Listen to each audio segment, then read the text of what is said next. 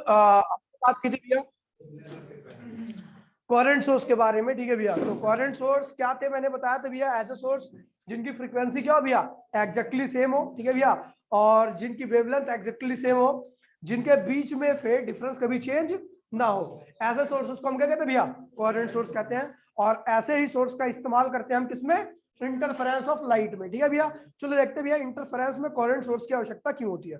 मैं एक डायग्राम बना रहा हूं, ठीक है भैया। देखिए देखिए भैया, पहली बात तो मैंने कल कोहेरेंट सोर्स के बारे में बताया था। कोहेरेंट सोर्स ऑफ लाइट, पहला क्या था भैया फ्रीक्वेंसी सेम होनी चाहिए, दोनों की फ्रीक्वेंसी क्या होनी चाहिए भैया आइडेंटिकल होनी चाहिए, ठीक है भैया। अब आइडेंटिकल होने से क्या होगा भैया, तो बता दो भैया कि अगर दो वेव्स है जिनकी फ्रीक्वेंसी आइडेंटिकल है तभी उनके पॉइंट्स क्या होंगे भैया एक दूसरे से मैच कर पाएंगे, मतलब तभी वो एक दूसरे से क्या करेंगे भैया ओवरलैप कर पाएंगे। क्या कर पाएंगे भैया, फ्रीक्वेंसी सेम होने की वजह से वेव्स एक दूसरे से क्या करते भैया ओवरलैप, क्या करते भैया ओवरलैप, ठीक है भैया। क्यों जब आपकी फ्रीक्वेंसी जब आपकी फ्रीक्वेंसी क्या भैया दोनों वेव्स की आइडेंटिकल हो। खड़ा हो जाओ, हाथ देखिए क्या खड़ा हो जाओ, यहाँ इधर आजा। फ्रीक्वेंसी क्या होनी चाहिए भैया दोनों वेव्स की अगर आइडेंटिकल है तभी वो एक दूसरे से ओवरलैप कर पाएंगे। क्लियर है सबको, ऑनलाइन में सबको क्लियर है भैया। जब उनकी फ्रीक्वेंसी सेम रहेगी तब वो एक दूसरे से ओवरलैप कर पाएंगी, ठीक है भैया। चलो दूसरा पॉइंट क्या बताया था भैया, फेज डिफरेंस कांस्टेंट होना चाहिए। क्या होना चाहिए भैया कांस्टेंट। अब कांस्टेंट क्यों होना चाहिए भैया, देखिए चलो देखते हैं भैया। मान लीजिए ये दो वेव्स है, डॉटेड वाली वेव अलग है और सॉलिड वाली वेव अलग है, ठीक है भैया।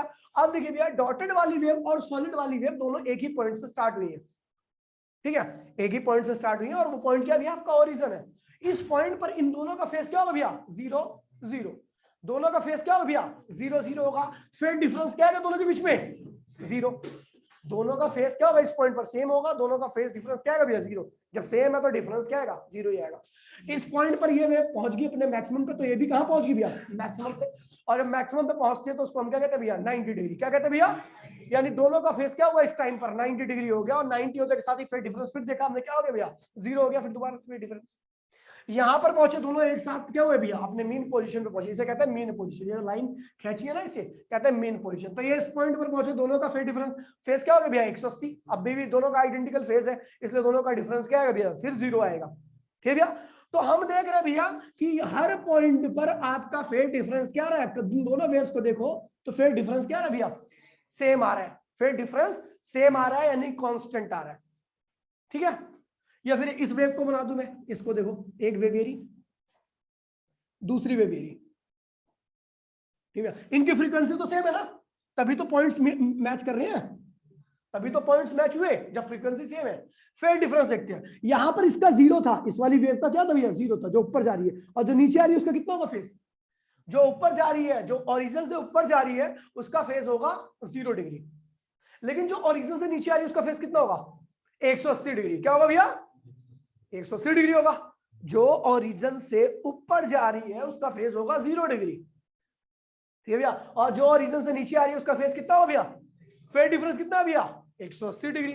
जब यहां पर पहुंचा तो इसका फेज कितना हो गया भैया 180, लेकिन इसका ऑलरेडी 180 था, यहां पर पहुंचा तो इसका कितना हो गया, इस पॉइंट पर कितना फेज डिफरेंस है फिर कैसे 360। अब ये 180 तो अभी भी है, यहां पर भी 180 था, यहां पर भी क्या है डॉटेड वाली ने फिर क्या कर लिया भैया 180 पहले था 180 अब हुआ और 180 अब हो गया 540 हो गया। इसने कितना कर लिया 360, 540 माइनस 360 क्या होगा फिर 180। हम देख रहे हैं इन दोनों वेव्स के बीच फेज डिफरेंस क्या है भैया, यहां पर फेज डिफरेंस आ रहा है आपका भैया 180 और पाई, और यहां पर फेज डिफरेंस क्या आ रहा है भैया आपका 0, कांस्टेंट है ना, तभी तो ये दोनों ही केस में इंटरफेरेंस हुआ है। इस इंटरफेरेंस में जो नई वेव बनेगी उसका एम्पलीट्यूड क्या होगा भैया, इन दोनों, इसका मान लीजिए ए है इसका बी है, तो इसका एम्पलीट्यूड क्या होगा भैया ए प्लस बी हो जाएगा, इसका नया एम्पलीट्यूड क्या होगा भैया ए प्लस बी हो जाएगा, ठीक भैया। और इसका अगर एम्पलीट्यूड ए है और इसका बी है तो इसका जो नया रिजल्टेंट वेव बनेगी उसका एम्पलीट्यूड क्या होगा भैया, अगर मान लीजिए ए ज्यादा है बी कम है तो ये क्या हो भैया ए माइनस बी, अबे ए ज्यादा है बी कम है बोल रहा हूं मैं। अगर मान लीजिए बी ज्यादा है, ए कम है, तो बी माइनस है, लेकिन वो वेव नीचे से स्टार्ट होगी फिर। ठीक है भैया, तो ये दोनों ही कंडीशन क्या भैया, इंटरफ्रेंस की है। इसे कहते हैं भैया यहां पर वेव बढ़ गई है, नई वेव ज्यादा बड़ी बनी है, इसे कहते हैं भैया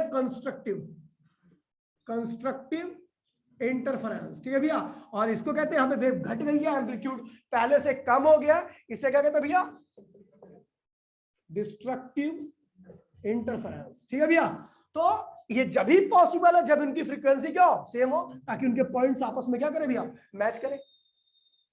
हाँ ठीक है भैया, वेव्स ओवरलैप करें एक दूसरे से, फ्रीक्वेंसी सेम होने की वजह से ये ओवरलैप कर पाती है। ठीक है भैया, और दूसरा फेज डिफरेंस क्या है भैया, अच्छा चलो भैया मान लीजिए मैं वेरिएबल फेज डिफरेंस की बात कर रहा हूँ, वेरिएबल फेज डिफरेंस की। ठीक है, अभी तो आपको कांस्टेंट फेज डिफरेंस समझ में आ गया, वेरिएबल फेज डिफरेंस की बात कर रहा हूँ। देखिए भैया एक डायग्राम में बना रहा हूं मैं। ठीक है, ये एक वेव है, ये दूसरी वेव है। क्या इनका इंटरफेरेंस हो सकता है? इनका इंटरफेरेंस नहीं हो सकता।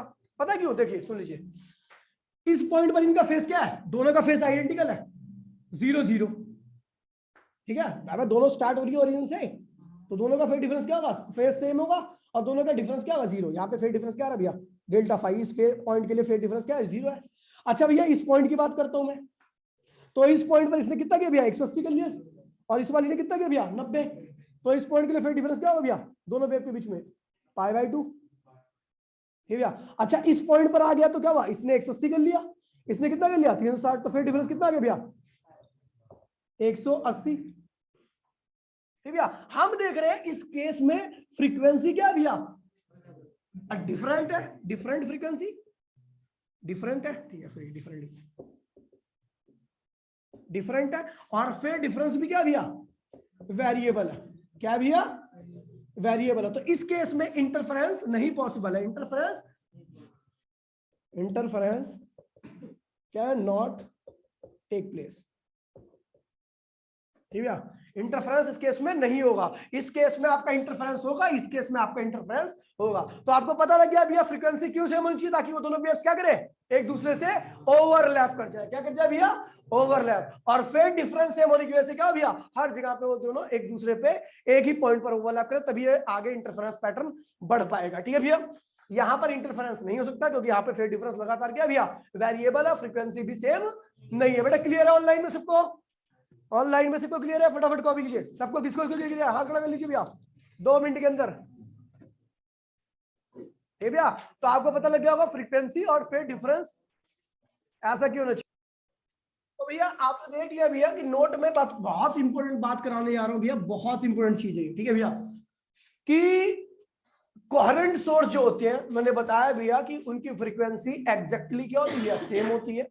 फेज डिफरेंस कभी वेरिएबल नहीं होता, वेरी नहीं करता कभी भी उनके बीच का फेज डिफरेंस, जो स्टार्टिंग से वही एंड में होगा, दोनों हमेशा एक जैसे ही रहेंगे। ठीक है भैया, मैंने बताया भी आपको। ठीक है भैया, अब मैं आपको एक बात और बता दूं कि कोई दो अलग, आप मान लीजिए मार्केट से 2 बल्ब लाए, सूर्य के बल्ब लाए या किसी के बल्ब लाए, दोनों आइडेंटिकल है, सेम पावर के हैं, दोनों के ऊपर लिखा 100 वाट, दोनों की पावर क्या है भैया, सेम है। आप सोचोगे दोनों एक ही दोनों ऐसी लाइट छोड़े जिनकी फ्रीक्वेंसी क्या है भैया, सेम हो, और जिनके बीच का फेज डिफरेंस सेम हो, तो ऐसा पॉसिबल नहीं है। दुनिया में कितनी भी, कैसे भी 2 आइडेंटिकल सोर्स ले लो जो लाइट एमिट करने वाले हैं, उनके द्वारा छोड़ी गई लाइट कभी भी कोहेरेंट नहीं हो सकती।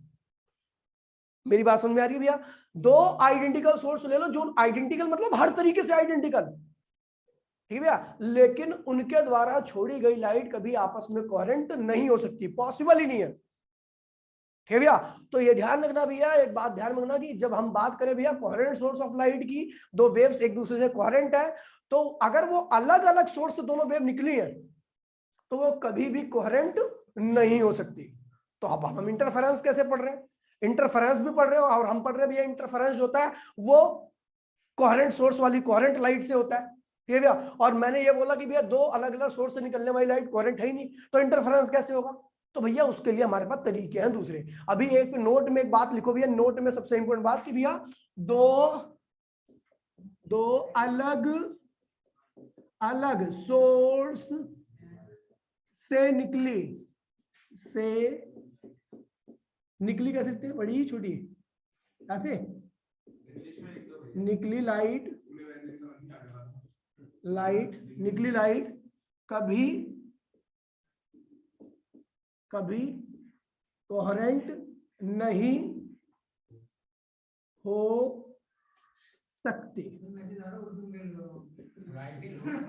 ठीक है भैया, दो अलग अलग सोर्स से निकली हुई लाइट कभी भी एक दूसरे से कोहेरेंट नहीं हो सकती।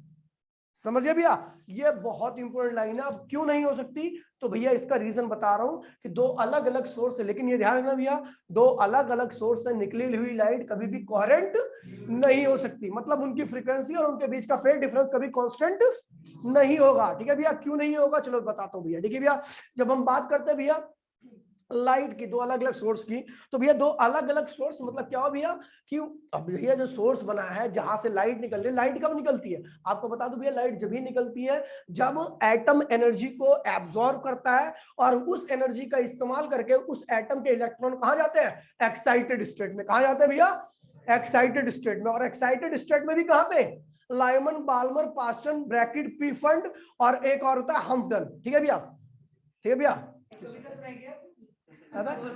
मतलब आपने वो पढ़ी होगी ना, एटम्स पढ़ा होगा ना आपने 11th क्लास में। तो 11th क्लास में आपने पढ़ा था भैया कि लाइट जो होती है, कोई इलेक्ट्रॉन जब एनर्जी को एब्जॉर्ब करता है तो वो इलेक्ट्रॉन क्या होता है भैया, एनर्जी को एब्जॉर्ब करके अपनी ग्राउंड स्टेट, मतलब कि जिस स्टेट में वो हमेशा रहता है उसकी परमानेंट स्टेट है, ठीक है भैया, वो लेकर के, जैसे एक भिखारी है वो रोड पे ही रहता है। हाँ रुक जा, अभी एनर्जी नहीं होगा, अभी ध्यान दो भैया, मैंने बोला भाई ध्यान दीजिए ध्यान दीजिए। ठीक है भैया, वो अपनी ग्राउंड स्टेट में, ठीक है भैया, अपनी ग्राउंड स्टेट में अगर एक भिखारी को पैसे मिल जाते हैं और वो नशेड़ी पसेड़ी टाइप का भिखारी होता है तो क्या करता है भैया, जैसे पैसे मिलते हैं खूब पैसे उड़ाता है। ठीक है भैया, लेकिन जब उसके पैसे खत्म हो जाते हैं फिर क्या बन जाता है, भिखारी बन जाता है, वहीं आ जाता है अपनी औकात पे, भीख मांगने वाली पे। ठीक है भैया, तो बिल्कुल सेम ऐसे ही क्या होता है भैया, जब इलेक्ट्रॉन को एनर्जी मिलती है, इलेक्ट्रॉन एक भिखारी है और वो भी नशेड़ी वाला भिखारी।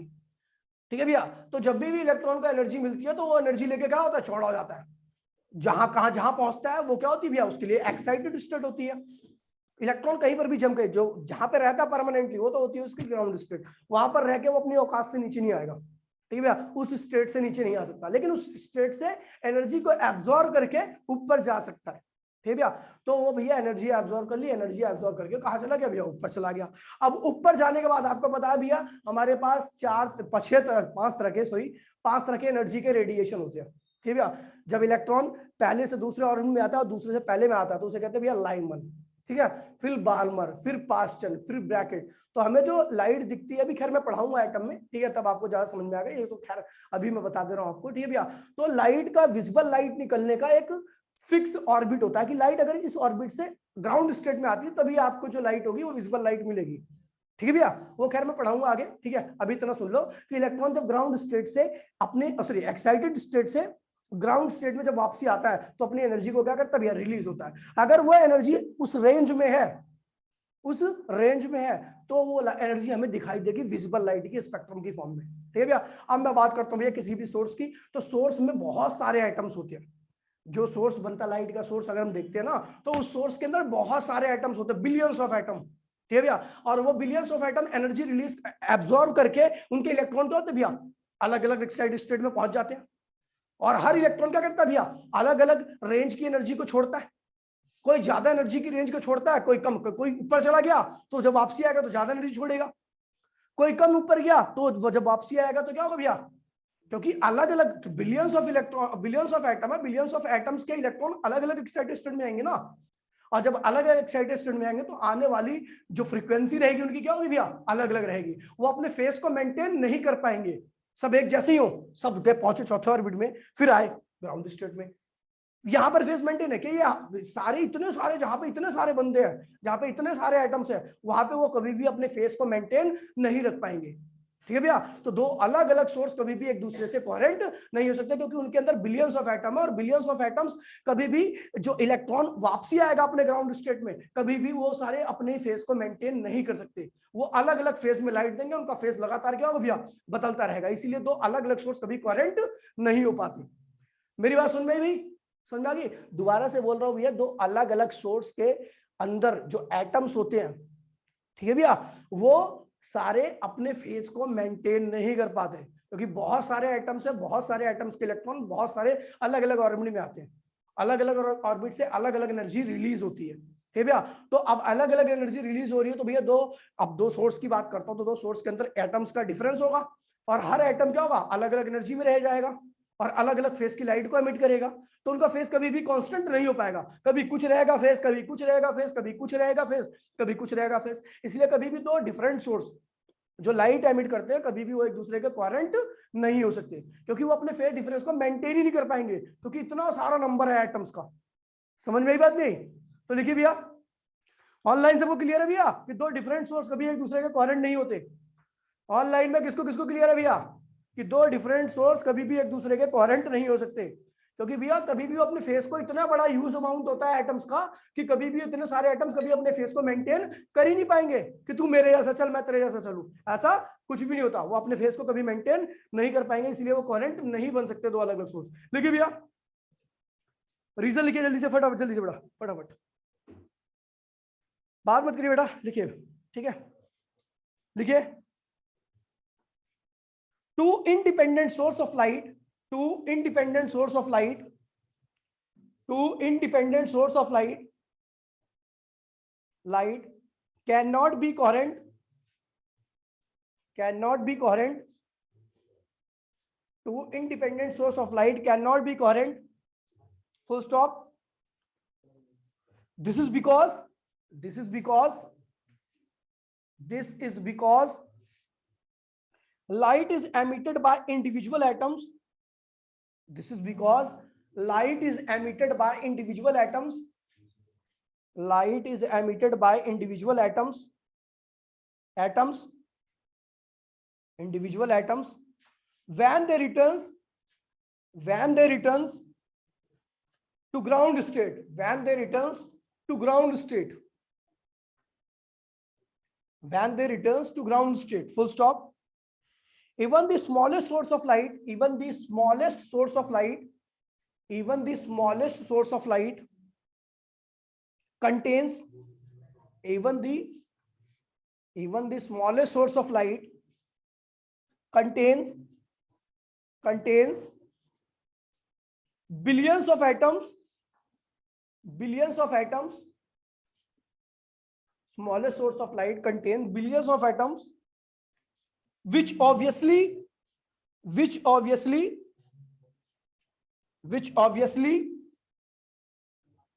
cannot emit,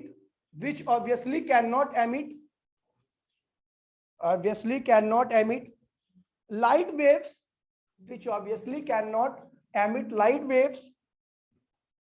in the same phase, which obviously cannot emit light waves in the same phase, which obviously cannot emit light waves in the same face. दोबारा से रिपीट कर रहा हूं भैया इस चीज को, क्योंकि ये क्वेश्चन सीधा सीधा पूछा गया था भैया दिल्ली 2008 में, सीधा सीधा डायरेक्ट पूछा गया था कि भैया या क्वेश्चन क्या था भैया, state the reason why the independent source light can not be coherent. ठीक है भैया, तो ये बता रहा है कि एक रीजन बताइए कि दो इंडिपेंडेंट सोर्स ऑफ लाइट कभी कोहेरेंट क्यों नहीं होते। तो भैया बता देना भैया, क्योंकि हम जानते हैं भैया कि जब हमारी लाइट कब एमिट होती है, जब इलेक्ट्रॉन ग्राउंड स्टेट से एक्साइटेड स्टेट में आता है एनर्जी को एब्जॉर्ब करके। ठीक है भैया, लेकिन जब वो ग्राउंड एक्साइटेड स्टेट में पहुंचता है तो वो क्या करता है भैया, एक्साइटेड हो जाता है। जो चीज एक्साइटेड होती है वो स्टेबल नहीं होती, स्टेबल नहीं होगी तो क्या करेगा, अपनी एनर्जी को फिर दोबारा से क्या करेगा, रिलीज करेगा, और रिलीज करके क्या आता है भैया, ग्राउंड स्टेट में। और अगर वो रेंज, वो एनर्जी की रेंज हमारे स्पेक्ट्रम में उस रेंज से मैच करती है जो हमें दिखाई देती है, जिसको हम विजिबल स्पेक्ट्रम कहते हैं। ठीक है भैया, अगर उससे मैच करती है तो लाइट हम देख पाते हैं। क्या हुआ, एक ही सोर्स हो गया ना, हाँ, अलग सोर्स कहां से हो गया? अरे मेरी बात तो सुन ले, मैं अभी एक सोर्स से बात कर रहा हूँ, फिर बाद में उसे अलग कर दूंगा। ठीक है, ठीक है। तो अब देखिए भैया, जब मैं दो सोर्स की बात करता हूँ तो दो सोर्स, जो भी सोर्स होते हैं लाइट के सोर्स होते हैं, वो जो लाइट के सोर्स होंगे वो क्या होंगे भैया, बहुत सारे एटम से कंटेन होंगे। अब एक एटम एक लाइट का अलग सोर्स है, दूसरा एटम लाइट का दूसरा सोर्स है, तीसरा एटम लाइट का तीसरा सोर्स है, ऐसे बता रहा हूं मैं। ठीक है भैया, एटम्स की फॉर्म में। तो दो, जब एटम्स एक दूसरे से कोहेरेंट नहीं हो सकते तो सोर्स तो कोहेरेंट होने का सवाल ही नहीं है। मैं ये कह रहा हूं, जब एटम एक दूसरे के कोहेरेंट नहीं हो पा रहे तो सोर्स कैसे कोहेरेंट होगा। ठीक है भैया। तो अलग अलग एटम अलग अलग रेंज में जाते हैं और वो अलग अलग तरीके से वाइब्रेट करते हैं। ठीक है भैया, उनका फेज कभी भी कांस्टेंट नहीं रह सकता। ठीक है भैया, वो थोड़ी देर के लिए, आपको बता दूं भैया कि 10 की पावर -8 सेकंड तक ही कोहेरेंट रह सकता है कोई एटम। बाद में अपनी पोजीशन को क्या करता है, इलेक्ट्रॉन चेंज कर देता है। जब इलेक्ट्रॉन अपनी पोजीशन को चेंज कर देगा तो अलग तरीके से वेव को एमिट करेगा। 10 की पावर -8 यानी मतलब केवल 10 नैनो सेकंड तक ही एक इलेक्ट्रॉन जो होता है वो एक पोजीशन पे रहता है। वो तुरंत क्या करता है, अपनी पोजीशन को चेंज करता है। जब पोजीशन चेंज होगी तो वेव की पोजीशन, वेव भी क्या होगी, अलग हो जाएगी। ठीक है, वेव अलग तरीके से निकलेगी। ठीक है भैया, ये मैं थोड़ा डेप्थ लेवल पे चला गया, जो आपके लेवल पे है वो केवल इतना ही है भैया कि एक नॉर्मल सोर्स की बात करूं तो नॉर्मल सोर्स में बहुत सारे एटम्स होते हैं और इतने सारे एटम्स कभी भी अपने आप को एक कांस्टेंट फेज में नहीं रख पाते और अलग अलग फेज की लाइट को एमिट करते हैं, इसलिए इनका फेज लगातार क्या होता है भैया, वेरिएबल रहता है। बेटा क्लियर है सबको? एक बार ही पढ़ लो जो स्टेटमेंट लिखवा रखी है, जो स्टेटमेंट लिखवा रखी है और पढ़ लो एक बार ये भैया, ऑनलाइन में सबको क्लियर है। Principle of superposition, principle of superposition, principle of superposition. देखिए भैया, प्रिंसिपल ऑफ सुपरपोजिशन कहां पे यूज करते हैं?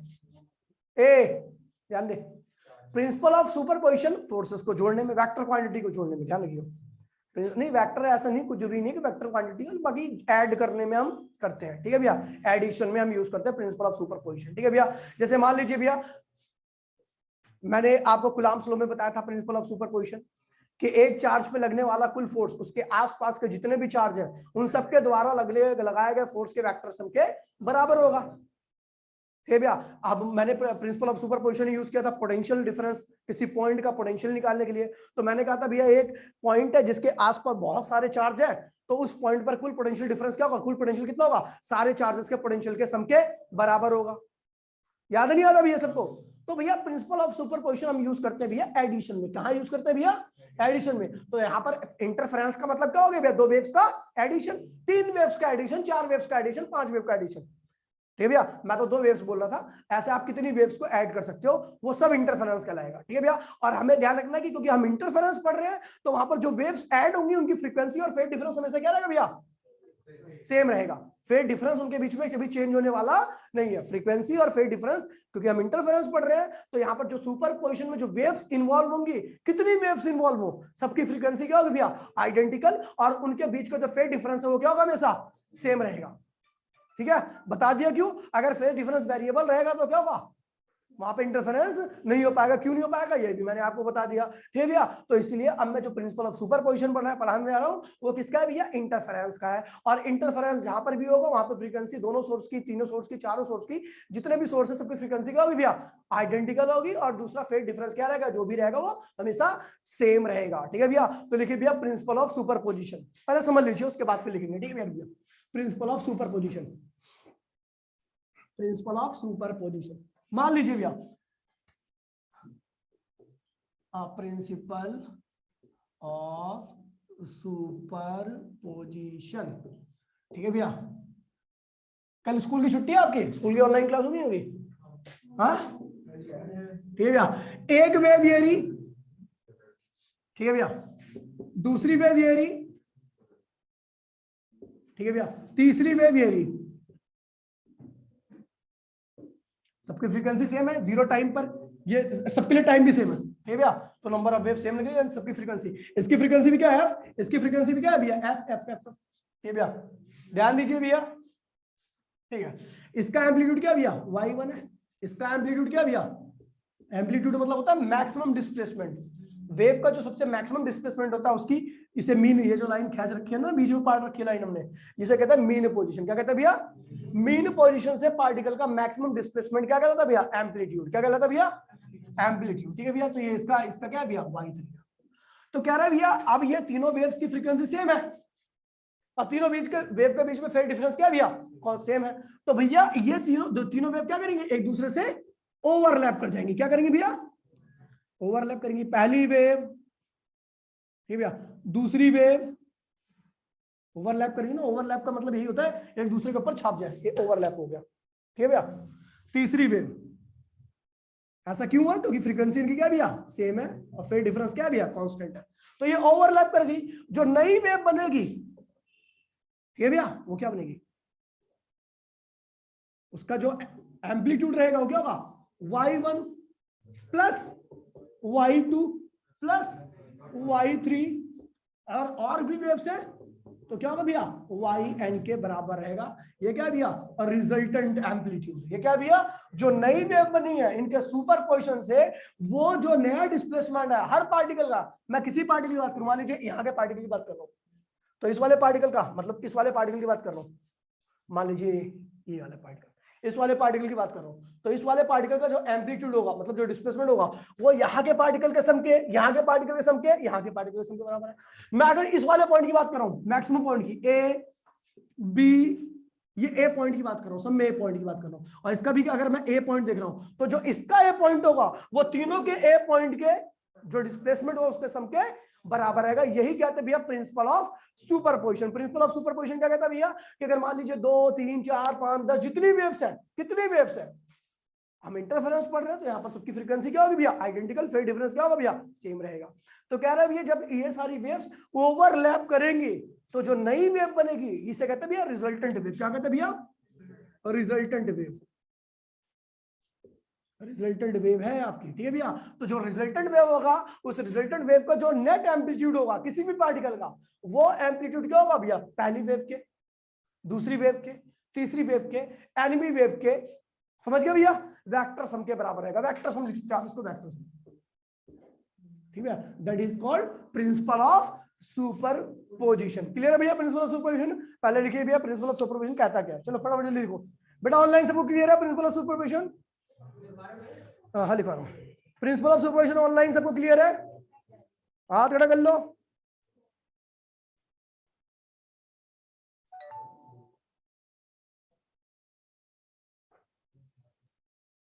लिखिए भैया, लिखिए when a number of waves, when a number of waves, when a number of waves, when a number of waves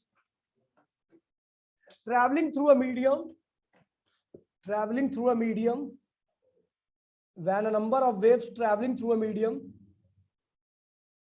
traveling through a medium, medium superpose on each other, superpose on each other, superpose on each other, when a number of waves traveling through a medium superpose on each other, comma, the resultant wave, the resultant displacement, sorry, the resultant displacement, the resultant displacement, the resultant displacement at any point, the resultant displacement at any point, at any point, at any point, at a given instant, at a given instant, at any point, at a given instant, given instant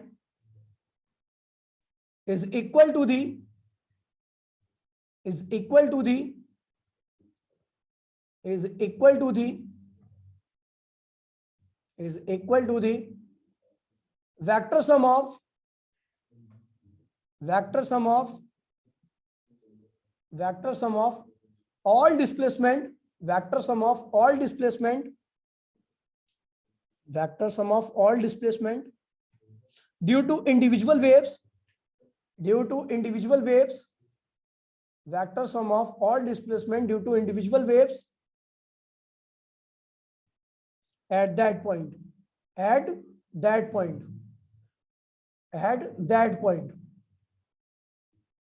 ठीक है भैया। इस तरीके से आप 2 wave 3 wave जितनी waves को जोड़ना चाहोगे आप जोड़ सकते हो, लेकिन ध्यान रखना वहां पे जो हमें वेक्टर सम लगाना, क्या लगाना भैया, हाँ यहाँ पर, अब तो क्या हम इंटरफेरेंस पढ़ रहे हैं ना तो फ्रीक्वेंसी, ठीक है भैया। डिस्प्लेसमेंट मतलब ये हुआ वाई, जैसे वाई हम पहले का क्या है y1 ले रहे हैं, पहले ए पार्टिकल का, दूसरी वेव का भी ए पार्टिकल का y2 ले रहे हैं, तीसरे पार्टिकल का y3 ले रहे हैं, ठीक है भैया। तो जो नेट डिस्प्लेसमेंट होगा क्या होगा रिजल्टेंट वेव का, वो तीनों के सम के बराबर आएगा। 4 वेव रहेंगी तो 4, 5 वेव रहेंगी तो 5, 6 वेव रहेंगी तो 6, ठीक है भैया। Vector sum of the displacement due to the individual waves at that instant, at that instant, ठीक है भैया। चलो एक बार ही देख लेते हैं भैया हार्मोनिक, हार्मोनिक वेव इक्वेशन, ठीक है भैया, क्योंकि ये वैसे तो मेरे को पढ़ाना नहीं चाहिए, मैं मान के चलता हूँ आपने 11th क्लास में पढ़ी होगी स्टार्टिंग में, लेकिन फिर भी देख लीजिए हार्मोनिक वेव इक्वेशन, फोटो ले लीजिए भैया, मेरे को भेज देना इसे। फिर भैया हार्मोनिक वेव इक्वेशन, ठीक है भैया, तो देखिए भैया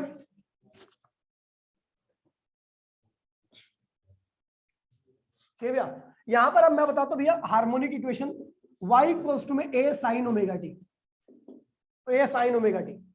इसका मतलब क्या भैया, ये जो वेव है इसका जो मैक्सिमम एम्पलीट्यूड है क्या भैया a है, इसकी जो एंगुलर फ्रीक्वेंसी है मतलब एंगल पर सेकंड, एंगुलर फ्रीक्वेंसी का मतलब क्या होता है भैया एंगल पर सेकंड, एंगल पर सेकंड। ये ओमेगा जो होता है वो 2 पाई f होता है, क्या होता है भैया 2 पाई, पता ना पता, इसको एंगल पर सेकंड भी कहते हैं, क्यों, क्योंकि भैया देखिए 2 पाई क्या एंगल है और f क्या भैया 1 सेकंड में साइकिल है, ठीक है भैया। तो क्या होगा, अगर मान लीजिए 3 साइकिल है, फ्रीक्वेंसी क्या भैया 3, तो एक गुणा करोगे तो क्या होगा 6 पाई, क्या होगा 6 पाई एंगल पर सेकंड बन रहा है, 6 पाई का एंगल क्या बन रहा है पर सेकंड, मतलब कि साइकिल जो होगी वो 3 बार घूमेगी साइकिल, क्योंकि एक साइकिल में 2 पाई, 2 साइकिल में 4 पाई, 3 साइकिल में 6 पाई। तो भैया एंगुलर फ्रीक्वेंसी जो होती है वो एंगल पर सेकंड होता है, क्या होता है भैया एंगल पर सेकंड। तो भैया देखिए इस ये जो वेव है इसका एम्पलीट्यूड क्या भैया ए है, ये इसकी जो एंगुलर फ्रीक्वेंसी है क्या भैया एंगल पर सेकंड क्या भैया ओमेगा, ये वेव इतना एंगल पर सेकंड कर रही है। अब इसके जगह पे वैल्यू भी दे सकता है, 4 पाई होगी तो 1 सेकंड में क्या होगा 2 साइकिल होगी, 3 पाई होगा तो 1 सेकंड में क्या होगा भैया पाई पाई पाई 3 पाई कर दोगे, समझ गए। तो इस तरीके से है भैया, तो इसका जो ग्राफ बनेगा वो इस तरीके से बनेगा, क्योंकि 0 टाइम रखोगे तो ये क्या होगा 0 हो जाएगा, टाइम 0 मतलब ओरिजिन, और उस वक्त में जैसे टाइम 0 रखोगे तो ये पूरा 0, और ये पूरा 0 तो y भी क्या हो गया 0, यानी 0 टाइम पर ये कहाँ थी यहाँ पर थी, ठीक है भैया। ये भी हार्मोनिक है, ठीक है भैया, इसे हार्मोनिक कहते हैं। आपने ये भी पढ़ा होगा y इक्वल्स टू में a cos ओमेगा t, पढ़ रखा है सबने भैया, पढ़ ही रखा होगा। तो भैया देखिए अगर मैं 0 टाइम रखता हूँ यहाँ पे 0, तो ये